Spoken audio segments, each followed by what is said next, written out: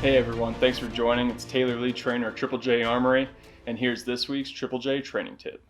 All right everyone, today's training tip we're going to be talking about stance, both with pistol and with rifle. They're very similar, just a little different in the end. I know there's a lot of different stances out there. You have Weaver, isosceles, modified, Weaver, all of these million different styles in the end. But we're going to simplify it and we're just going to call it a staggered stance. So to start, our stance is our foundation, right? It's the starting point of our shooting, and it's something that we don't want to take for granted. We first want to think about our feet. Get them shoulder width apart, maybe even a little wider. Once we have that shoulder width apart, we're going to have one foot in front of the other. Now, typically, your dominant foot's in the rear, but it's really what's most comfortable from you.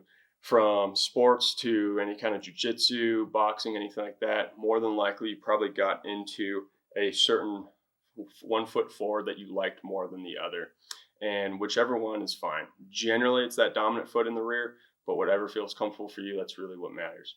Once we have those feet at a staggered stance or position, we're going to then get a little bend in our knees. What we're really trying to do is just avoid locking our knees. Locking our knees is going to get us easily pushed back. We get pushed back, we get off center, and that recoil is going to take advantage of us. So a little bit of the bend in those knees is going to be really beneficial for that. After that, what we want to think about is engaging our core. Engaging our core just a little bit is going to get us tucked in and our shoulders in line or in front of our feet.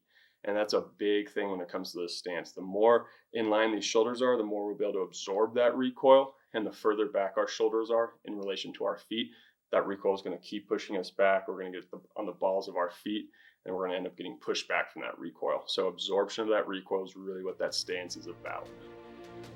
Thanks so much for joining this week's Triple J training tip. I'm Taylor, and as always, stay fearless in the fight.